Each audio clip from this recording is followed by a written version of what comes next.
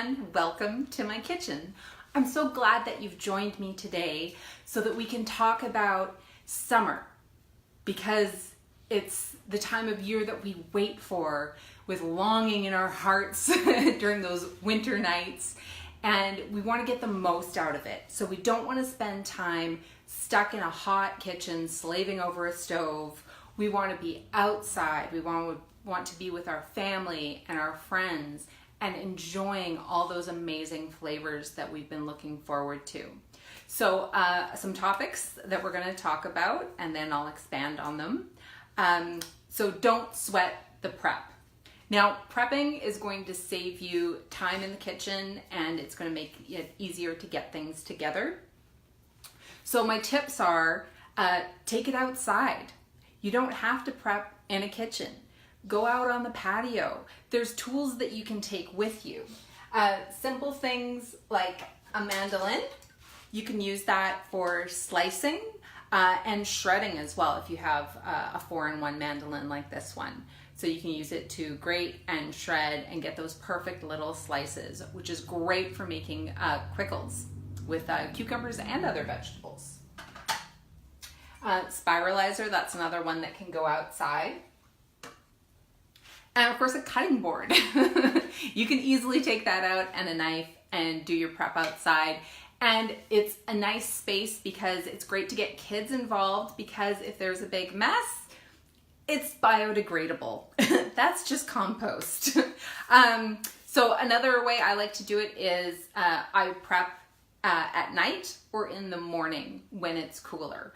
You don't necessarily have a lot of time, but if you make it practical, it'll work really well. So at night, I like to kind of integrate it with my after dinner tidy up. Take the things that are maybe already out and get them ready for tomorrow. My slow cooker is one of my favorite things. I'll take the insert out and drop the ingredients, put everything in, put the seasoning in, throw it in the fridge, and then in the morning, all I have to do is take it out, plug it in, turn it on, and when I come home, the house isn't that much warmer because it's just been low and slow, and your dinner is ready whenever you are.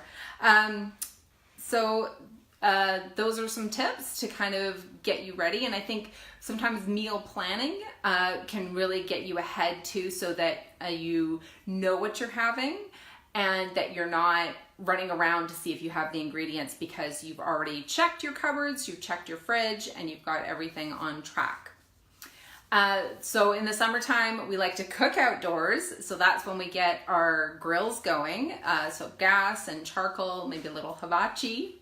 And when you've got your grill going, you want to make the most of it. So double up, do 2 chickens instead of 1. Throw some extra veggies on there. You can use those later in a salad or for lunch the next day. So really crowd it up and get as much on there as you can, because it's great the next day. Cold chicken, come on, that turns a snack into a meal. You can also speed up the process on the grill by steaming. So if you have a steamer like this, you can just pop it in the microwave. So things you can put in there are corn, still on the cob, potatoes.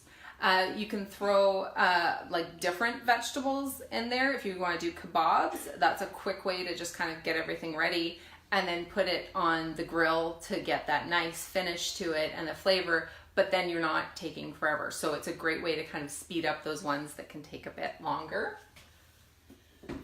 And since you've got the grill going, why not put your dessert on the grill? You can grill peaches, you can grill pineapple, you can do the kebabs again if it's something that's gonna hold together. It's a great way to get that flavor in there and heat it up, and it takes it to another level because it really caramelizes the sugars, the natural sugars that are already in there.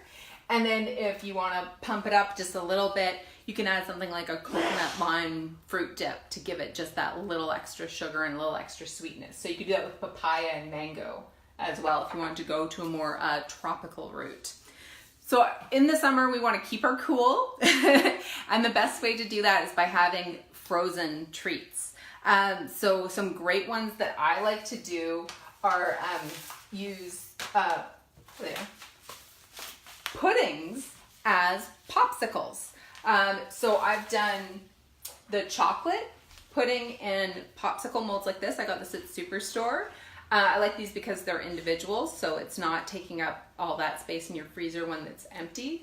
But it was like a fudgicle, but I can actually pronounce the ingredients.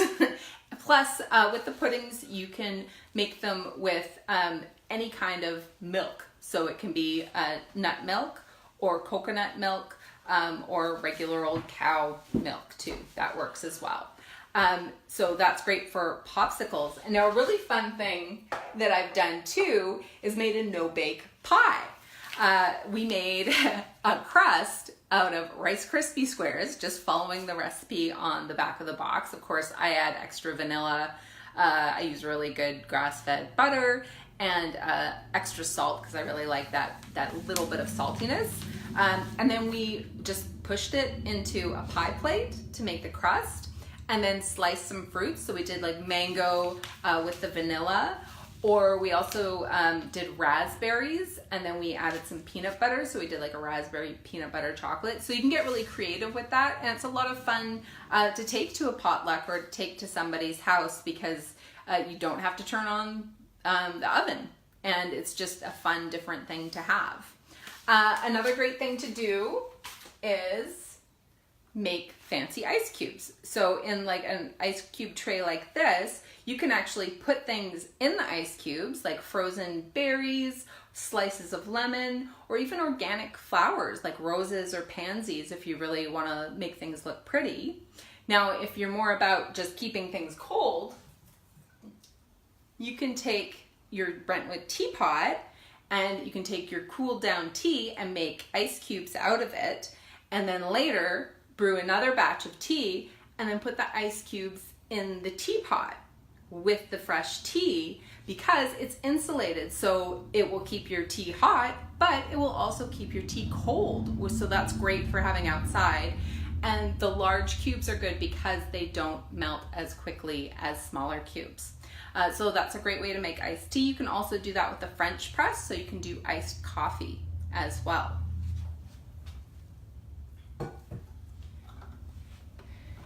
Now in the summer, there's so much variety in the fruits and vegetables around us that it's a great time to get creative with your salads. So some things I like to do to make it more interesting is use interesting shapes. So with the spiralizer, it's got, you can do like a noodle shape, so it's a wider one, but you can also do more of a thin noodle, like a spaghetti.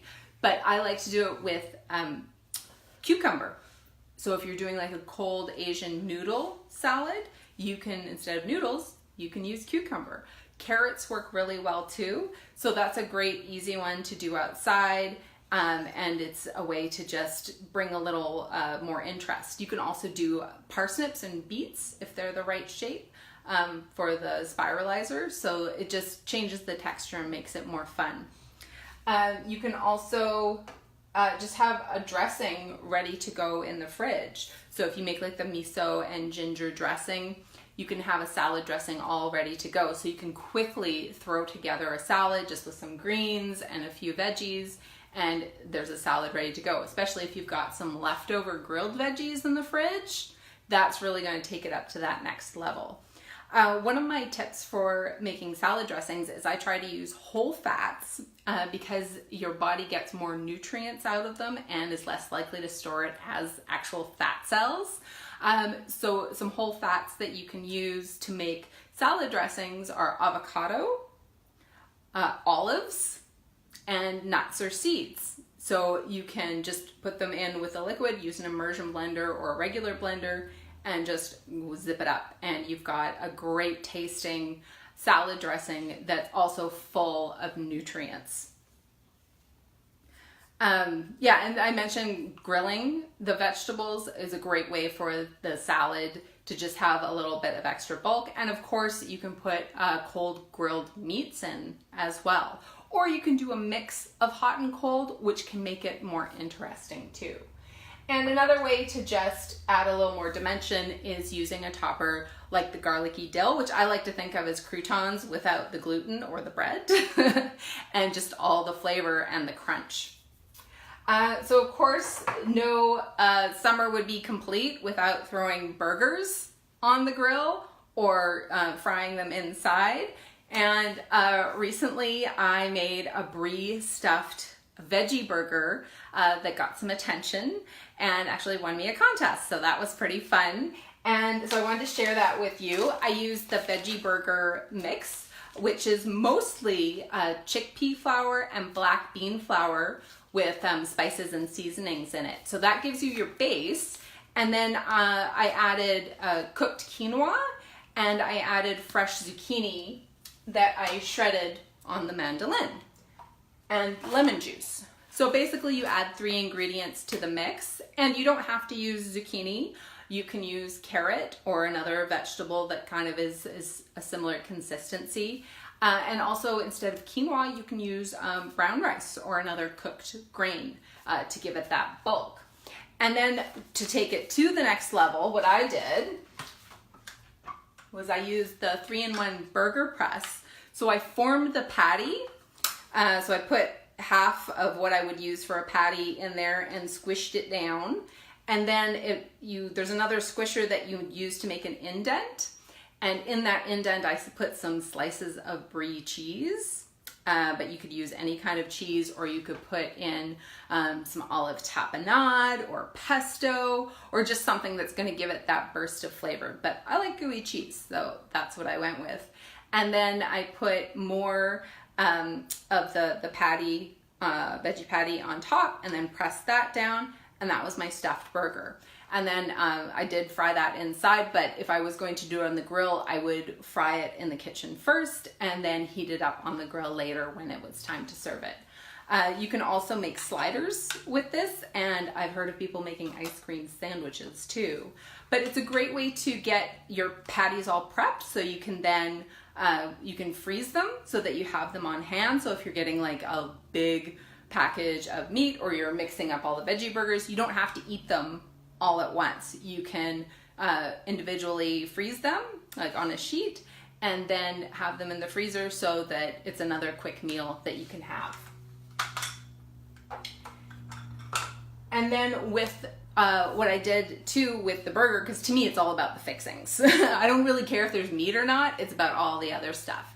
So I put pickles and tomato and lettuce, and I added some quickled onions. So I took purple onions and the quickling spices, mix it with vinegar and water and salt, and just boil it and make, it gives it a really tangy zip, and I love it on Mexican food, Indian food, pretty much anything.